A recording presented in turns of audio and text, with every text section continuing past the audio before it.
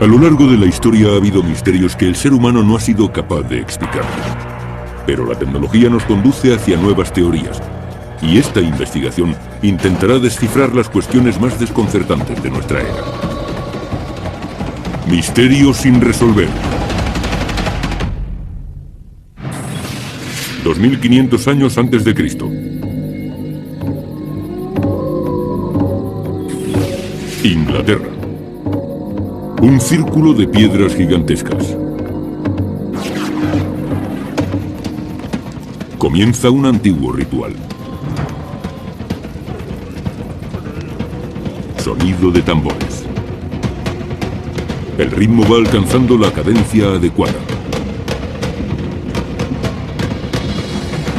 Y todos los presentes entran en un extraño trance. Conocer este ritual podría desvelar los oscuros secretos de Stonehenge.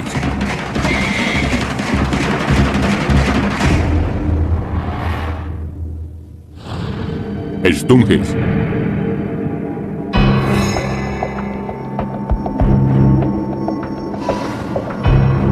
Stonehenge es un antiguo y misterioso monumento. Se encuentra aislado en el corazón de la campiña inglesa. De momento nadie ha sido capaz de averiguar quién construyó Stonehenge ni por qué. La prueba del carbono nos dice que su construcción comenzó hace unos 5000 años. Una solemne avenida conecta el círculo con el cercano río Avon. El monumento original contaba con más de 150 piedras de unas 40 toneladas de peso cada una, que conformaban un recinto circular. El centro de todo es esta extraña piedra, a la que llamamos la piedra del altar. La duda tiene que ver con su posición. Se ignora si estaba enhiesta o por el contrario tumbada como una losa a modo de altar. ¿Qué sucedía en ese altar? Es una pregunta que se ha hecho la humanidad durante miles de años. El periodo que abordamos es la prehistoria, y el problema de ese periodo es que no disponemos de ningún testimonio escrito. Así que lo único que sabemos proviene de la arqueología, las excavaciones y de los análisis. Sobre Stonehenge se han dicho muchas cosas, desde que era un hospital del Neolítico hasta una pista de aterrizaje para alienígenas, desde un templo solar hasta un santuario druida. Pero el descubrimiento de los restos calcinados de unas 200 personas en 2008 nos sugiere un pasado más oscuro. Stonehenge pudo ser un templo de la muerte. Un lugar donde los vivos acudían para encontrarse con los espíritus. El descubrimiento en 2009 de un segundo círculo llamado Blue Stonehenge refuerza la teoría de que Stonehenge formaba parte de un complejo ceremonial mayor. Stonehenge es sin duda un centro ceremonial. Estoy seguro de que allí se practicaban rituales.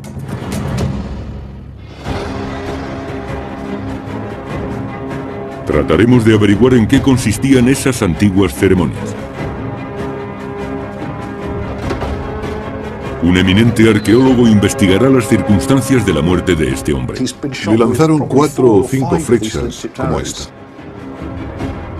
Las pruebas podrían hablar de uno de los rituales más oscuros, el sacrificio humano. Nuestra investigación intentará aclarar si Stonehenge era un templo de la muerte. Hasta hoy, los investigadores han estudiado la forma física de Stonehenge, pero no cómo sonaba. El equipo de investigación usará instrumentos musicales antiguos para recrear rituales prehistóricos dentro del círculo. Quizá aquellas ceremonias sirvan para invocar a los muertos y considerarlos presentes. La investigación revela que el ritmo repetitivo de un tambor puede disminuir la frecuencia de las ondas cerebrales. En este estado se puede llegar a creer o sentir una presencia asociada a lo espiritual. El equipo científico usará un escáner cerebral para comprobar si el sonido puede alterar los estados de conciencia. Los sonidos experimentan curiosas variaciones en Stonehenge. Y una psicóloga podría demostrar el poder del sonido a través de la hipnosis. La hipnosis crea un estado similar al sonambulismo.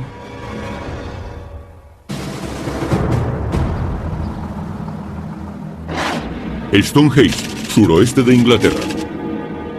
El equipo de investigación se ha desplazado hasta Stonehenge para averiguar qué pueden revelar los sonidos acerca de los rituales que allí se celebraban.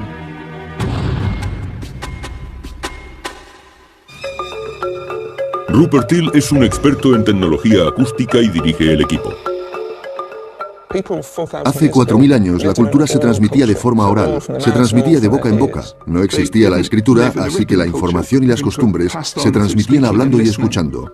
Si estudias lugares antiguos donde se celebraban rituales, quizás tengas que prestar tanta atención a lo que oyes como a lo que ves.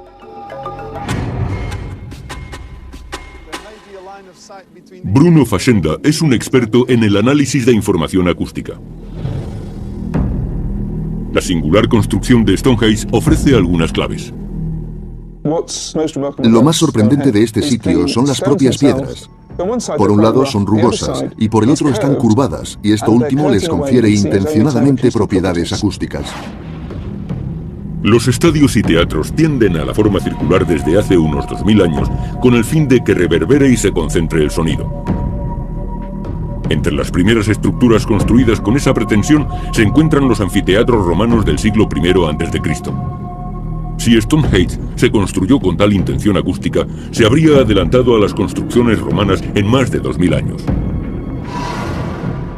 La idea es medir las propiedades acústicas de la piedra, observar cuánto sonido es capaz de reflejar. Si las piedras son capaces de reflejar un eco potente, producirán alteraciones del ritmo dentro del círculo. Lo que hace que el sonido sea tan poderoso en un marco como este es que el ritmo se duplica y multiplica, y el rebote predispone a nuestra mente a sincronizarse con la música.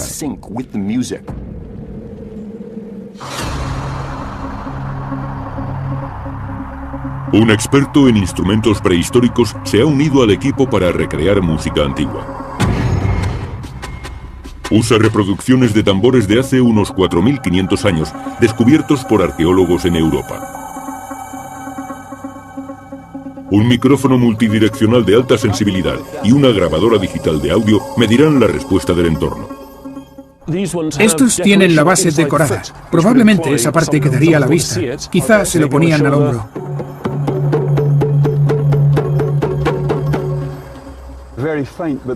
Ahí hay un poco de eco, aunque débil. Suena diferente allí que aquí. ¿Quieres probar por dónde debía estar el altar?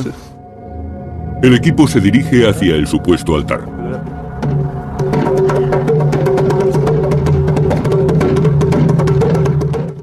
Sí, hay un eco más pronunciado. ¿Podemos probar con dos? Sí, por supuesto, empieza tú.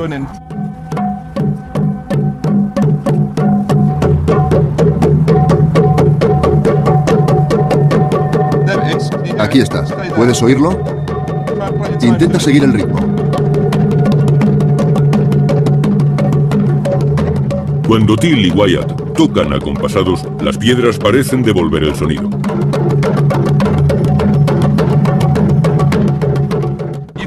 Puedes oír el eco de manera muy clara, ¿verdad? Ese taca, taca, taca, taca.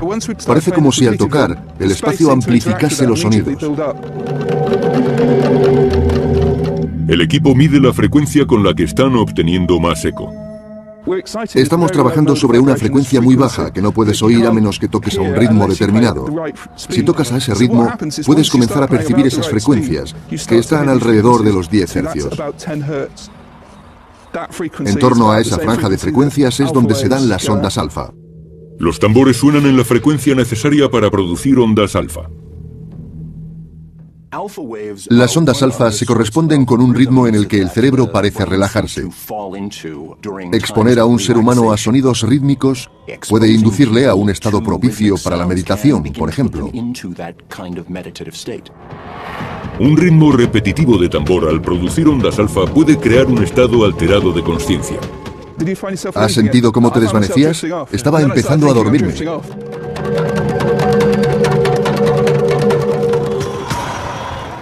Pero el sonido no es el único objeto de estudio en Stonehenge. Los huesos hallados bajo tierra pueden desvelar una historia siniestra. De hecho, hay puntas de flecha incrustadas en los huesos.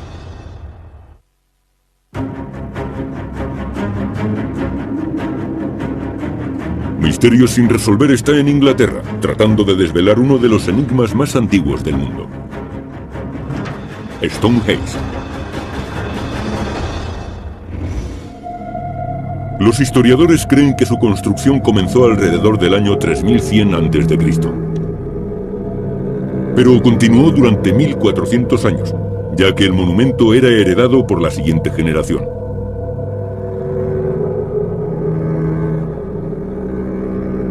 Empezó siendo una zanja circular en el suelo. ¿Cuándo llegaron las primeras piedras? Hay varias teorías al respecto. Quizá en algún momento entre 2700 o 2600 años antes de Cristo. Las piedras de Bluestone fueron las primeras del complejo. Sorprendentemente, las piedras de Bluestone provienen de las colinas de Preseli, en Gales, a más de 200 kilómetros de distancia. Quienes construyeron esto debieron tener un motivo importante para hacerlo. Debió ser un compromiso verdaderamente monumental. Muchas de las piedras proceden de Gales, así que su transporte para gente que no había descubierto la rueda tuvo que suponer una dificultad inmensa.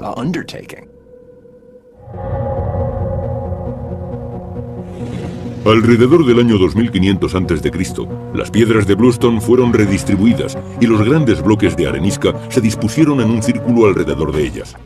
Las piedras tienen una disposición bien estudiada. Están unidas como ensambles de caja y espiga.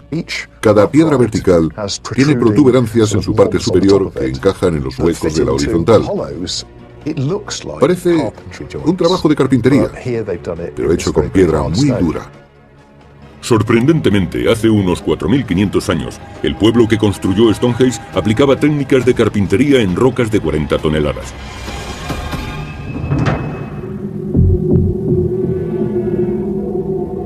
Parece que el monumento fue misteriosamente abandonado en algún momento después del año 1000 a.C. Esta hazaña de ingeniería prehistórica ha asombrado a la humanidad durante generaciones.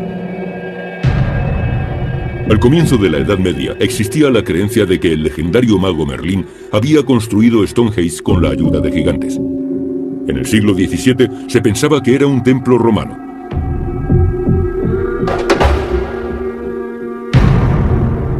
Pero en el siglo XX se descubrió algo muy curioso, cuando unos arqueólogos advirtieron que el sol regía la orientación del monumento. Se alinea con el sol durante los solsticios de verano e invierno, el día más largo y el más corto del año, respectivamente. Cuando se construyó Stonehenge, los antiguos habitantes de Gran Bretaña comenzaban a vivir en grandes comunidades y a labrar la tierra. Dependían de las estaciones y conocían su paso gracias a Stonehenge. En 2005, un arqueólogo llamado Mike Parker Pearson realizó un asombroso descubrimiento cerca del lugar. Sería un descubrimiento muy relevante sobre los antiguos rituales que se practicaban allí. En un asentamiento que estuvo habitado durante la construcción de las estructuras más grandes de Stonehenge, se encontraron montones de huesos de cerdo. El análisis de los huesos revela que pertenecen aproximadamente al año 2600 a.C. Todos los cerdos eran de una edad similar y fueron sacrificados en la misma época del año. Alrededor del solsticio de invierno, pocos días antes de nuestro día de Navidad. A juzgar por la cantidad de huesos de cerdo encontrados, parece que fue una celebración masiva. Dentro del propio círculo se desenterraron pruebas aún más siniestras. Huesos humanos, cientos de ellos quemados y enterrados en una fosa. El primer análisis de los huesos incinerados que se encontraron en Stonehenge nos sugiere que pertenecían principalmente a varones adultos. Cabe suponer que allí se diera sepultura a hombres importantes dentro de la comunidad. Los huesos se sitúan en la prehistoria. Algunos expertos apuntan que los rituales podían hacerse en honor a los muertos de una antigua dinastía gobernante. Pero, ¿cómo eran esos rituales?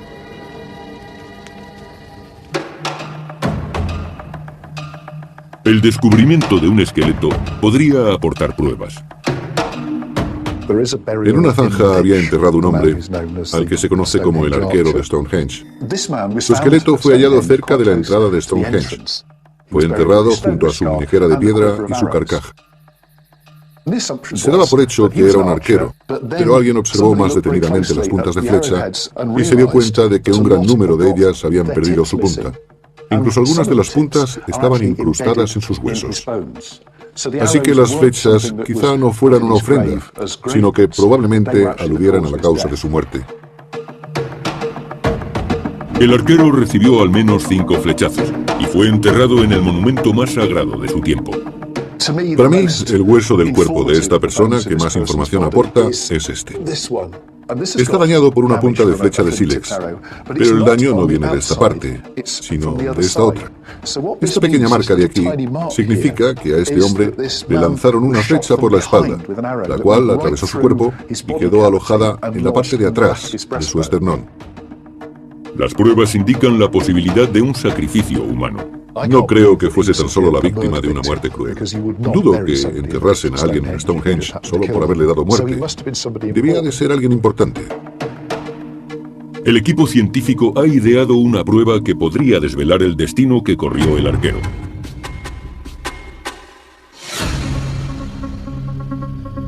Barry Keegan es un experto en tecnología primitiva.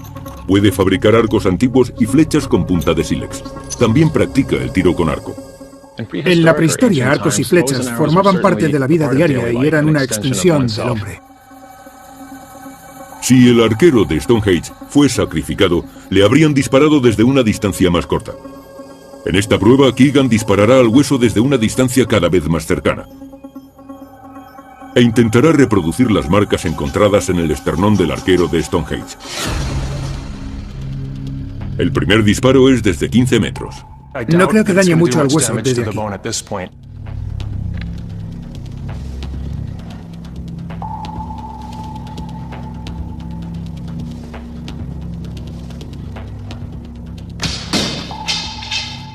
Creo que le he dado. Keegan tiene razón. La flecha apenas causa daño a una distancia de 15 metros. Cuanto más nos acerquemos, mayor será el daño. El siguiente disparo es desde 12 metros.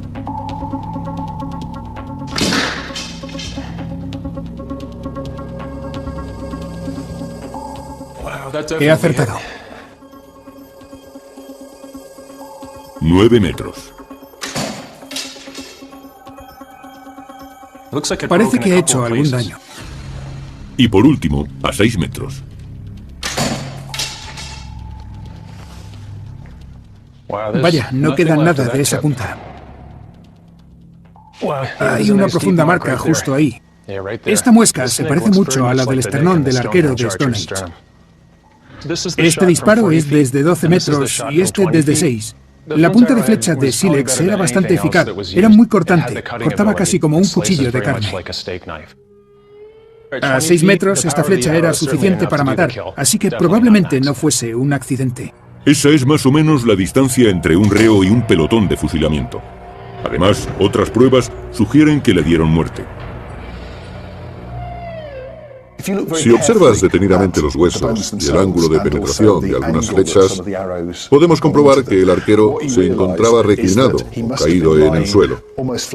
Si hubiera estado en pie, habría sido imposible que recibiera una flecha desde ese ángulo.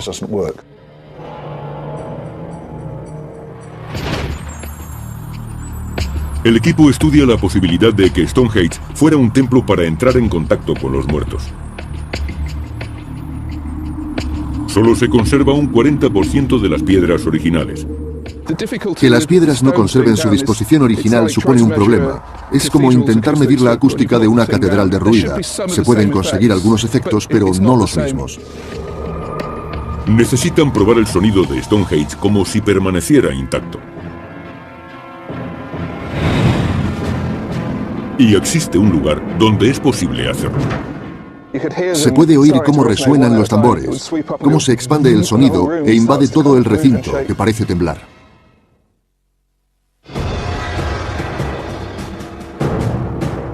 En Misterios sin resolver, investigamos si Stonehenge pudo ser un templo para comunicarse con los muertos. Al círculo le faltan algunas piedras, pero existe una reproducción del monumento a tamaño real.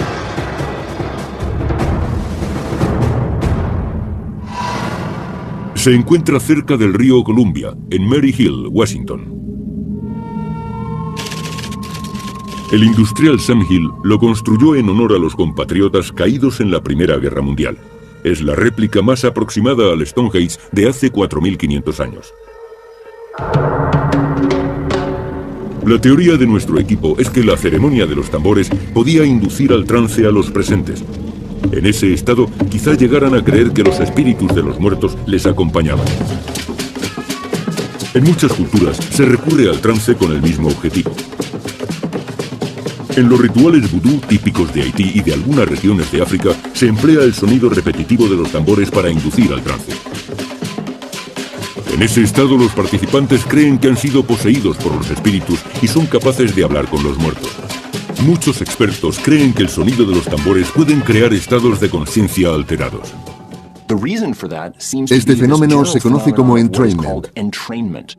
Cuando alguien se expone a un determinado estímulo rítmico, su cerebro tiende a sincronizarse con ese patrón. Parece que esa es la razón por la que se usan tambores en tantos rituales. Si aquí logras crear el tipo adecuado de estímulo acústico, el eco debe proporcionarle unas propiedades poco frecuentes.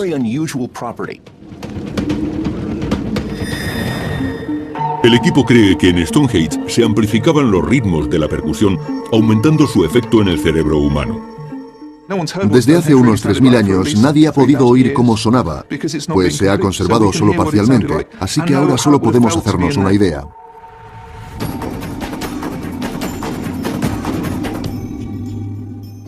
Este es nuestro Dodi. Es un dodecaedro, un altavoz especial para mediciones acústicas. Tiene 12 caras y 12 altavoces. Es capaz de enviar el sonido en todas las direcciones. Esto es sonido de coches. Se transmite al ordenador. Entonces se envía al altavoz de baja frecuencia y la frecuencia alta al Dodi. Vamos a reproducir un sonido, una frecuencia, una nota. Y vamos a buscar las frecuencias donde empiezan a resonar. Veamos si resuena como si fuera una copa de vino. Si el equipo puede encontrar el punto donde el sonido empieza a vibrar, quizá creen una acústica que induzca al trance. Este es el primer modo.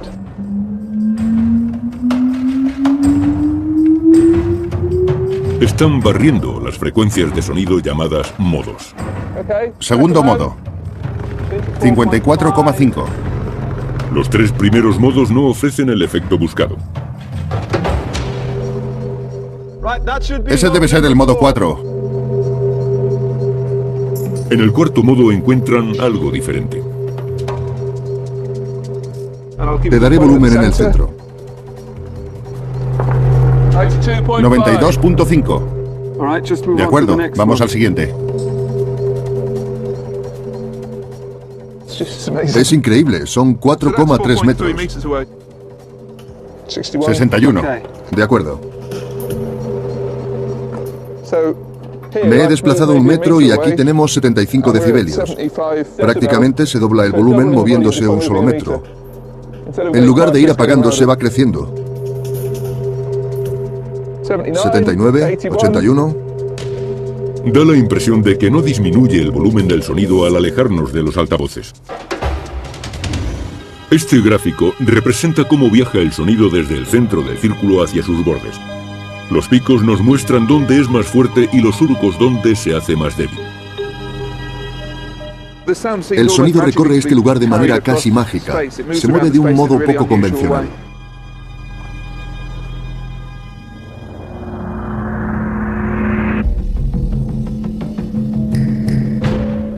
Para comprender cómo podía afectar el sonido de Stonehenge al cerebro humano, el equipo científico realizará un experimento con un escáner cerebral llamado MEG, magnetoencefalografía.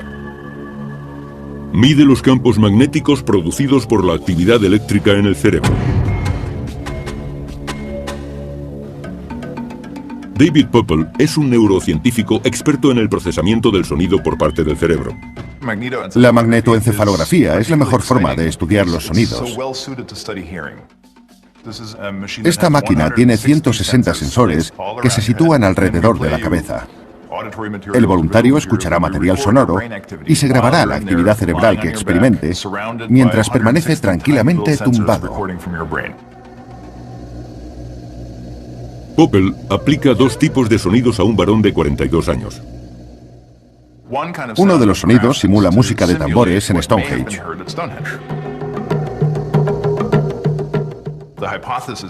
La hipótesis es que este ritmo, su tempo y reverberación tendrán un efecto determinado. El otro sonido es simplemente ruido de tráfico.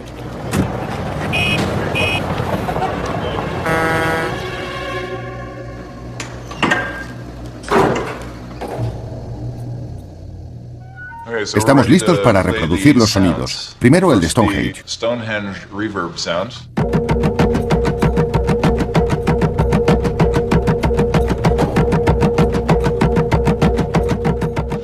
Ahora el ruido de tráfico para compararlo.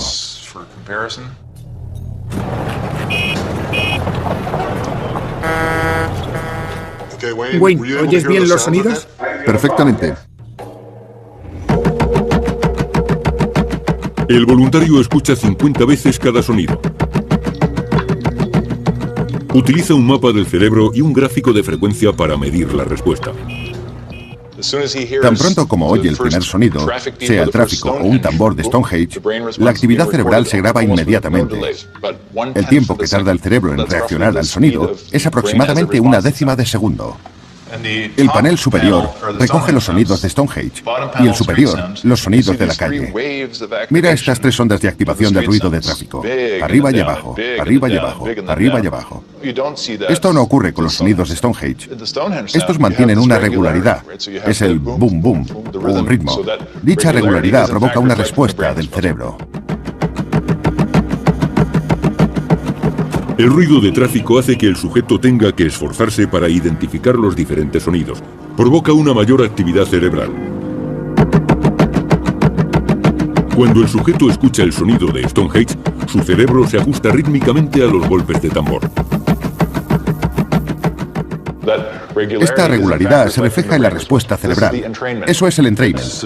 La conclusión de que el sonido de Stonehenge hace que el sujeto se relaje, que entre en una especie de trance. En Stonehenge, el equipo está a punto de recrear los primitivos sonidos que allí se escucharon.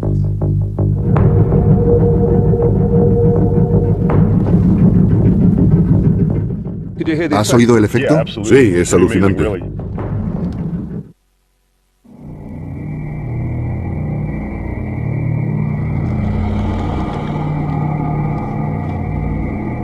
El equipo está investigando antiguos rituales que tuvieron lugar en el recinto. Las ceremonias religiosas actuales se parecen bastante a las prácticas rituales de antaño. Si nos fijamos en otras culturas y sus rituales, a menudo vemos que usan drogas, ingieren sustancias alucinógenas para intensificar la experiencia o para alterar los estados de conciencia durante el ritual.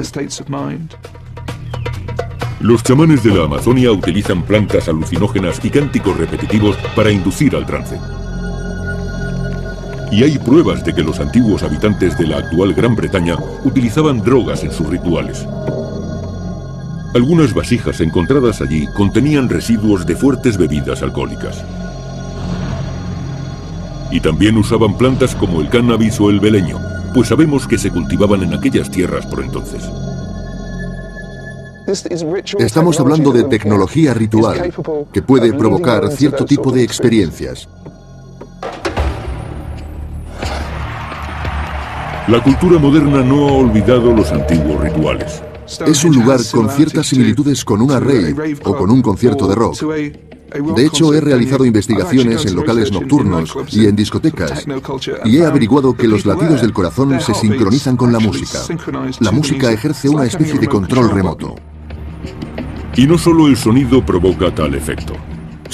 El sonido y la luz pueden ejercer una considerable influencia en este sentido. Es muy interesante comprobar lo poderosa que llega a ser la unión de sonido y luz. En Maryhill, El equipo de investigación quiere comprobar si tal combinación es, en efecto, tan sugestiva para el cerebro humano. Sabemos que se reunían aquí en plena oscuridad, porque los rituales se celebraban a la salida o a la puesta del sol, así que necesitarían fuego para iluminarse. La música suena y las antorchas emiten destellos que parecen seguir el compás. Hace 4000 años tenía que resultar sobrecogedor. Una señal inequívoca de presencias espirituales. Ayudaba a alcanzar el estado de trance. Los destellos de luz tienen un efecto muy poderoso en el cerebro. Pueden producir ataques epilépticos, pero también efectos positivos en el tratamiento de trastornos psicológicos como la depresión. Fijémonos en esta llama. Lo normal es que crezca o mengue al compás de la música, ya que la presión del aire cambia. Ya está sonando. En primer lugar, Till sitúa la llama frente al altavoz. De manera que la luz parpadea como un estroboscopio al compás de la música. El sonido produce ondas de aire que mueven la llama. Ahora vamos a comprobar si lo de la llama también ocurre al otro lado del círculo. Si Till está en lo cierto, el eco de las piedras hará que la llama se mueva al compás de la música, incluso cuando esté lejos de la fuente de sonido. Esta vez alto y claro, Bruno. Es lo más alto posible.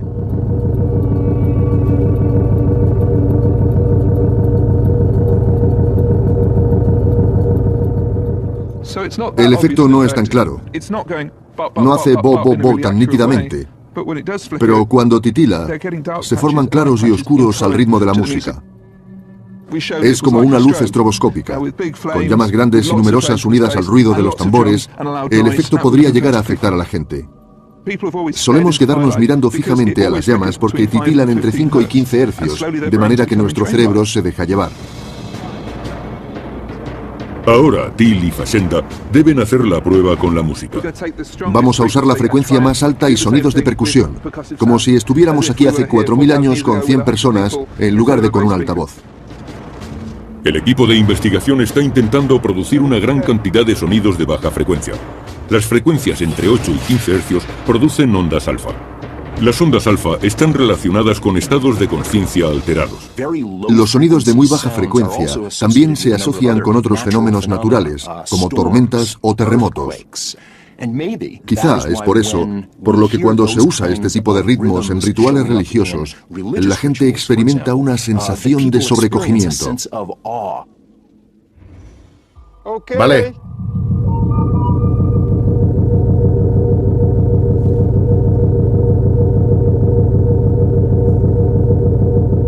Los golpes de tambor crean un ritmo reverberante y muy poderoso.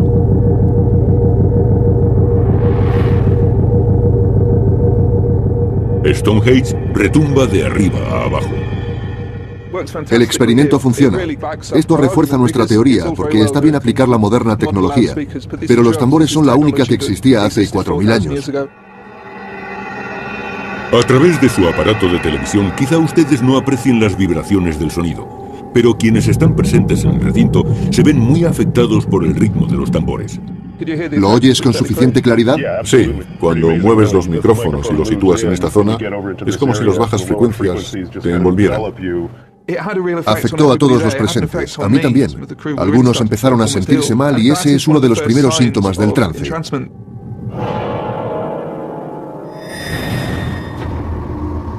El trance es muy parecido a la hipnosis y ambos se basan en el sonido para provocar estados de conciencia alterados.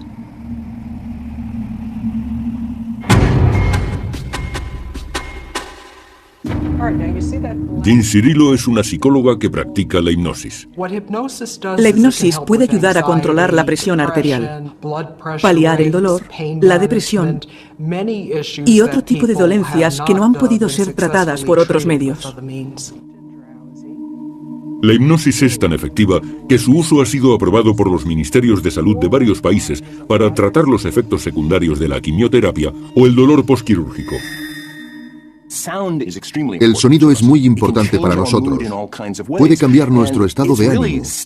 Y el profundo efecto que tiene en nuestras mentes sigue siendo, en cierto modo, un misterio para la psicología. Para demostrarlo, Jean Cirilo va a hipnotizar a un voluntario. La hipnosis crea un estado similar al sonambulismo. En menos de 30 minutos logra anestesiar al voluntario usando la voz. Cirilo demuestra entonces cómo puede manipular la mente del hipnotizado. Quizá no te hayas dado cuenta de que hay un mosquito por aquí. Se ha posado en tu mano, puede que te pique. No te gusta este mosquito. El efecto es evidente. Mediante la hipnosis comprobamos cómo puede el sonido alterar la consciencia e incluso provocar alucinaciones.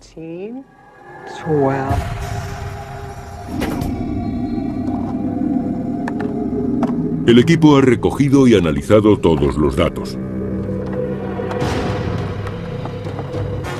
Ahora, por primera vez en 4000 años, se puede estudiar el efecto que los rituales pudieron tener en nuestros ancestros.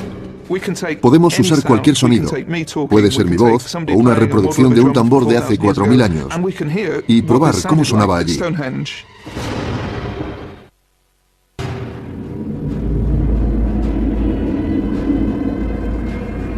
Pretendemos descubrir con qué fin se construyó Stonehenge. Este experto en acústica cree que los tambores tenían la capacidad de inducir el trance a nuestros ancestros. Este neurocientífico dice que el sonido de los tambores puede alterar ciertos patrones cerebrales. Y este arqueólogo cree que podrían haberse practicado sacrificios humanos en Stonehenge.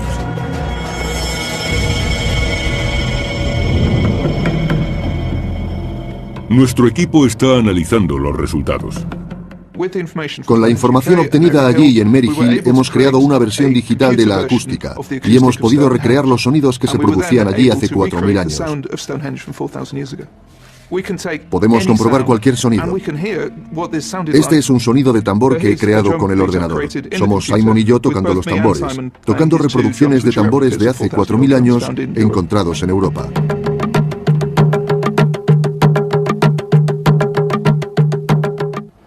Puedo aplicarle la acústica de Stonehenge. Esta es la primera vez en 4000 años que alguien ha sido capaz de experimentar los sonidos ceremoniales que se escuchaban en Stonehenge.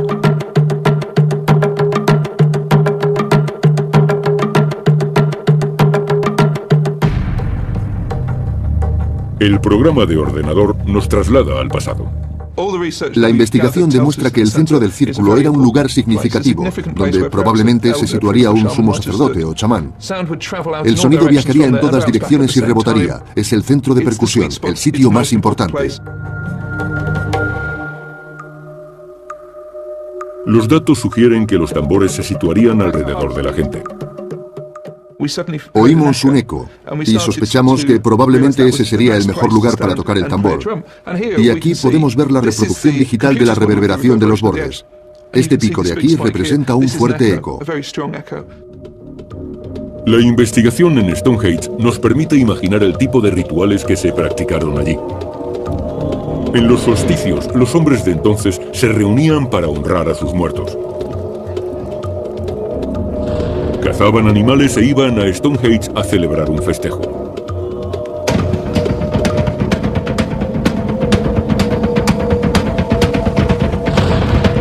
Un chamán dirigía la ceremonia desde el centro del círculo. Los tambores serían tañidos en los bordes del círculo y su sonido reverberaría en las piedras.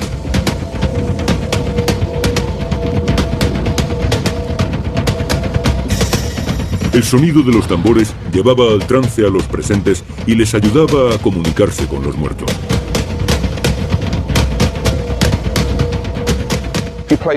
Si tocas el tambor aquí al ritmo adecuado, el lugar empezaría a retumbar.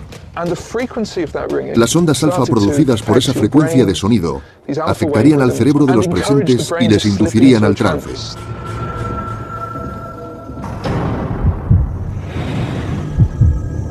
Las pruebas demuestran que si el sacrificio humano formó parte de estos rituales, fue de manera excepcional.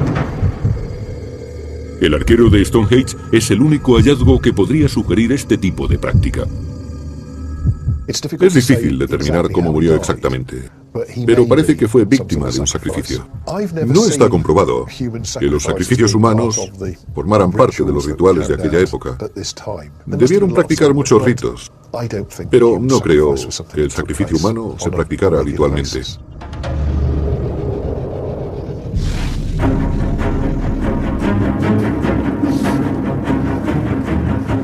Misterio sin resolver ha hallado inquietantes pruebas que relacionan a Stonehenge con la muerte. El equipo científico ha demostrado que los sonidos rítmicos pueden provocar estados de conciencia alterados. Y ha investigado qué tipo de rituales se practicaban entre estas piedras.